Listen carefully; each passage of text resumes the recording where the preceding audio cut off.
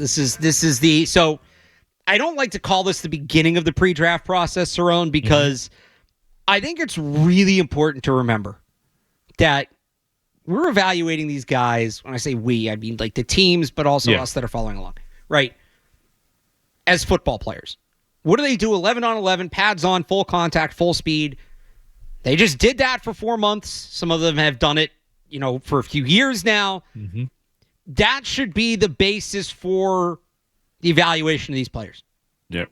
What the Senior Bowl is about, what the Combine is about, it's a tiebreaker. Mm-hmm. You're not going to look at a guy in the Senior Bowl and be like, well, I thought he was a first-round pick. Now I think he's a fourth-round pick. Or I thought he was a fifth-round pick, but now I think he's a second-round pick. You're not moving guys really that wildly in these events outside of oddly specific examples. Yeah. What this is more, okay, there's 3 tackles. I kind of view them all similarly. Mm-hmm. They're all probably late first, early second-round picks. This can be like a tiebreaker. Or with guys that have more variance if there's a guy from a smaller school.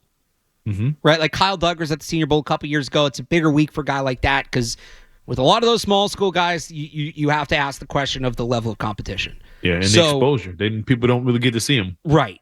So nobody's going to make or break their draft stock, but this is still an important week, especially because I talk about the tiebreaker and the tiering, where Maz is tears, right, of these players. They're for a couple key positions for the Patriots. There are players that definitely are going to be talked about a lot this offseason that will be on the field at Mobile. I'll start right away. Will Campbell's not there. Abdul Carter's not there. Travis Hunter, like the guys that are locked up top 10 picks, they don't do the showcase games. Mm-hmm. So we got to go to the next tier. But what a lot of Patriots fans, I think, are looking for is I see people sending me mock drafts and things like that. They want Will Carter. They want they want Abdul Carter. The reason I always do that, by the way, I say Will Carter a lot. When I was in college covering ethical football, we had an amazing linebacker named Will Carter. So that name's just burned into my head talking about football. They want Abdul Carter. They want Travis Hunter. They want Ted McMillan. They want maybe Mason Graham at the top. But they know that they got to check the tackle box. So it's all right. What tackle can I get with the second pick? And whether that's at 38, whether it's trading back up into the first round, which is looking more and more like it'll be the case, right? And look, I think there's a way that they can have that draft and have a good offseason. Mm-hmm. I think there's a way they can draft Carter and get the tackle second. You have to get the tackle second because they need a starting caliber left tackle, and I don't think they're getting that guy in free agency or a trade. But I think there are some guys that maybe don't have the floor that Will Campbell or Kelvin Banks do, but definitely have the ceiling to be a franchise left tackle. So 2 guys that really stand out to me in that regard are Josh Connerly from Oregon and Ariante Ursary from Minnesota. Mm-hmm. Both of those guys will be at Senior Bowl. They happen to be on the same team. They're on the American team and the national team. So, you watch the practices in this like you watch a training camp practice. You evaluate. Yeah. So we'll really get to see these guys back to back against the same competition. It's going to be very educational. Connerly, he was the top-ranked tackle in the recruiting class with Will Campbell and Kelvin Banks, 2-year starter, true junior. He's not small, but he's not, I think he's like 6'5", 310, something like that. He's average size for tackle.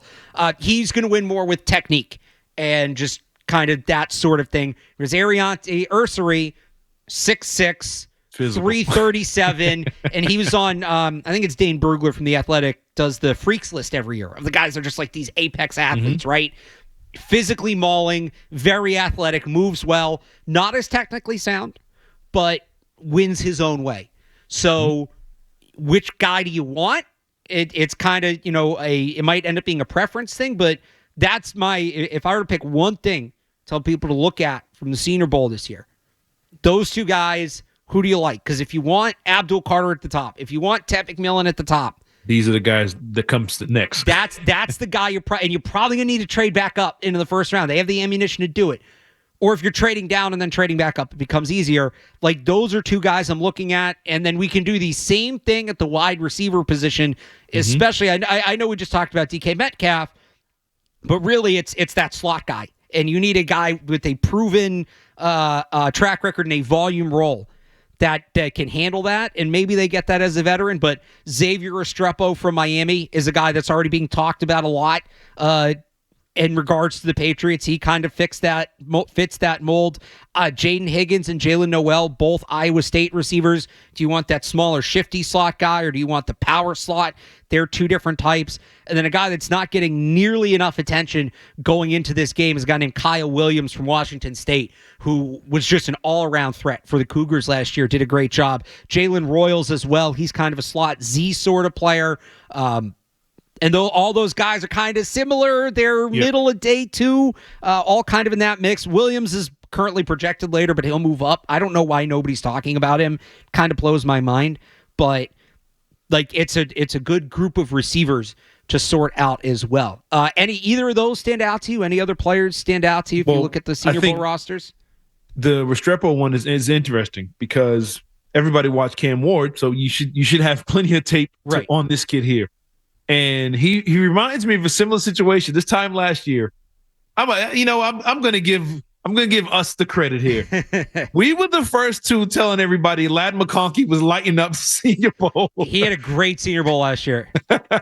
And we were like, yo, this dude he's something to watch. It was like, yeah, but it's like, no, he put on the show. And of course we see how that worked out over time.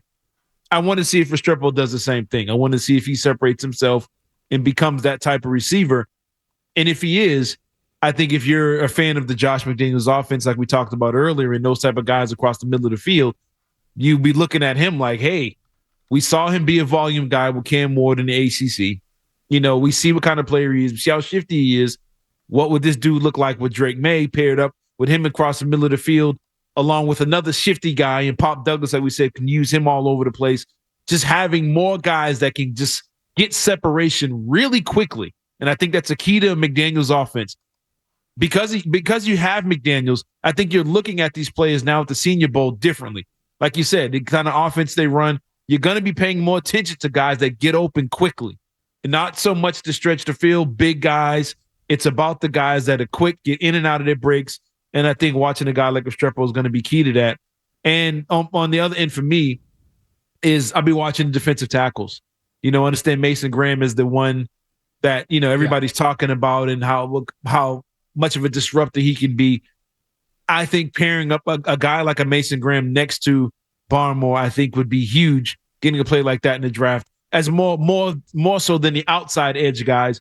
I'm looking for more interior disruptors, so I'll be watching the defensive tackles. But I think Restrepo, to me, if I'm a McDaniels fan and Drake May fan, which most of us are, I think watching guys like him and guys that operate in the slot in and out like that are the guys you should be paying a lot of attention to. Let's go back to I'm glad you brought up the defensive tackles, and I'm really glad you specifically referenced Mason Graham. So Mason Graham's not going to be here.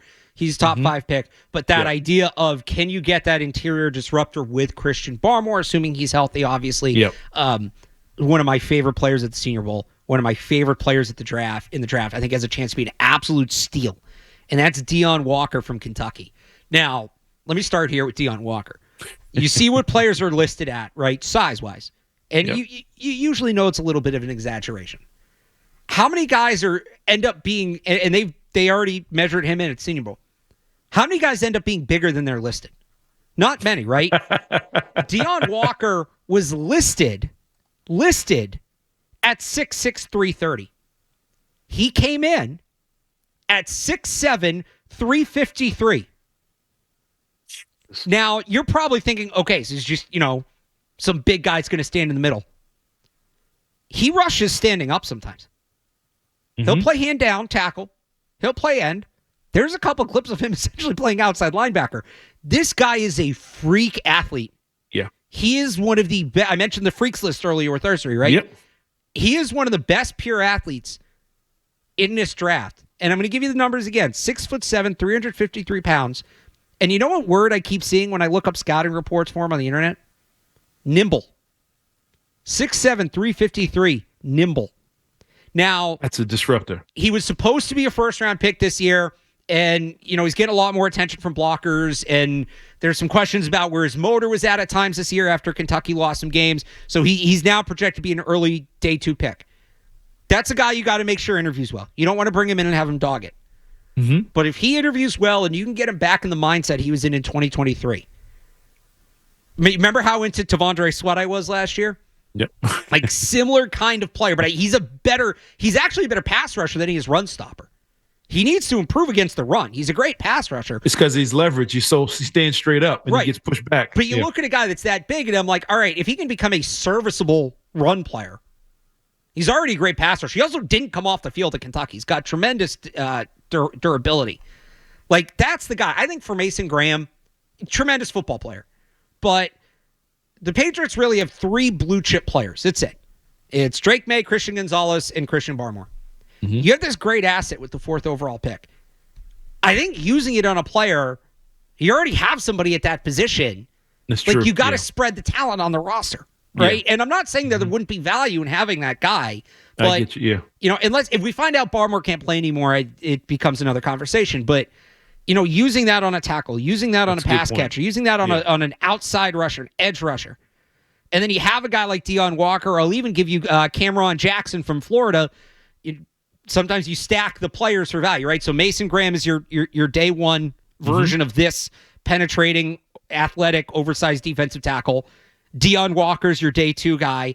And then Cameron Jackson, who's also going to be at the Senior Bowl, is your day 3 guy, right? I understand the value in getting that guy in. Mm-hmm. I just don't know that that's what you're using the 4th overall pick on, especially if you have an opportunity to trade down. Where do you stand on Walter Nolan from Ole Miss? Sorry, say that again? Where do you stand on Nolan from Ole Miss, the D tackle?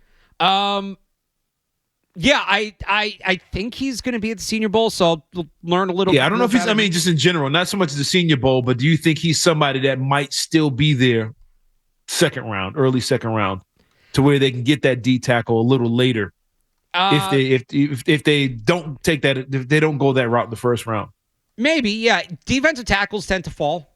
Now he's more that pass rushing might be a hybrid end kind of guy. So he's not so much the not run as much. Stopper. Because I'm looking at if you want like that run stopping defensive tackle, there are guys in this like the pure run stopper, right? The guy that you're just going to put in the middle and he's going to shut things out. It's guys like I'm blanking on names right now, but those guys fall because they're just run stoppers. That's what they are. They're not as valued. Like specialists. Jamari Caldwell from Oregon, Yaya Black from Iowa. You can get those guys a little bit later. If you want that pass rushing defensive tackle, you're going to have to go earlier. But again, that's where I like a guy like Walker. I'll give you one other Senior Bowl player here that I'm interested in, or one thing for Patriots fans to watch and one player I'm interested in. We'll kind of combine these. So the Patriots have drafted a quarterback from the Senior Bowl 3 the last 4 years. Mm-hmm. The bigger quarterback story to me is Jalen Milroe, who the Patriots, I would be shocked if they drafted, but can he was talked about as a potential top 10 pick, and then he had a rough end to the year. Can he kind of remind scouts why he was the guy that he was? Certainly a Pete Carroll kind of quarterback, so maybe he comes into play at 6 if the other 2 guys are off the board. Because it's relevant to the Patriots because it impacts the value of the 6th overall pick, right? So I'll be watching Jalen Milroe. But because the Patriots have the history of drafting these guys and the Elliott Wolf philosophy of you take a quarterback every year. Now, we don't know how much Elliott Wolf is going to be driving this. Mike Vrabel now has final say. Ryan Cowden's in the front office as well. But if you'll allow me to play the game here, what kind of quarterbacks did they like last year? Big, strong arm, mobile. So I'm going through the Senior Bowl quarterbacks yesterday, right? Dylan Gabriel, he's 6 feet tall. It's not going to be him. Jalen Milroe is going to go too high. Riley Leonard doesn't have the arm. Jackson Dart, he's too small. I get to Tyler Shuck from Louisville, 7-year college player, experienced, good size, 6'4", 230. He moves well. He's not a great mover, moves well. Throws the ball hard. Doesn't really throw it far, throws it hard. I'm like, all right, maybe Tyler Shuck's their guy. And then I found this guy, Taylor Elgersma from Lorraine. He is the second ever U Sport player. That is the Canadian NCAA. Second ever U Sport player to get invited to the Senior Bowl. 6'6", 225, and he can chuck it. He's good. I don't look. He's a UDFA. Joe Milton. He's a Canadian Joe Milton. That's right. I don't think he's going to get drafted. It is fascinating. The story's interesting. He's just going to be a fun player to watch. He'll probably end up at UDFA. I could see him being somebody's camp arm. So that's a fun player to watch. Any other? We're just okay. Real quick. Far as quarterbacks, we've talked about this for weeks. another quarterback popping up out of nowhere that everybody gets hot on between now and the draft that kind of just falls in the top 10 again. Do you see teams like the Jets trying to get ahead to get another to take a quarterback? Do you think there's somebody behind the Patriots besides the obvious teams that is going to get so hungry for a quarterback that they try and move up and take that Patriots position? And outside of that, because I think the Jets are going to be one of them who now we're looking like, man, these guys really need a quarterback. Do you see the Jets or somebody else trying to leapfrog the Patriots to get one of these? Will a Milroe be sexy again? Or Will Howard or somebody like that? Will there be a push on quarterbacks to where there's going to have so many teams trying to leapfrog the Patriots to get one? Do you see that happening? Yeah. So I think the Jets might. I probably wouldn't trade and help the Jets get a quarterback. I just think in division, that guy ends up being great, and you put him on your schedule twice a year. I would be hesitant to make that trade if I were the Patriots. Mm-hmm. That being said, I look at the Saints at 9 as a potential quarterback team. Maybe Dallas at 12, depending on what Schottenheimer wants to do with Dak, but I probably am not moving back that far anyway if I'm the Patriots. Yeah. If there is another team besides Vegas at 6, I think New Orleans at 9 is a team that they should be in the market. I think Carr's still under contract there, right? Or is he getting released? I think he's under contract because he doesn't show up on any of the. He's not free agent list or anything like that. I can't imagine they're overly confident in him. And they took Rattler last year. I think that's a team that needs a quarterback.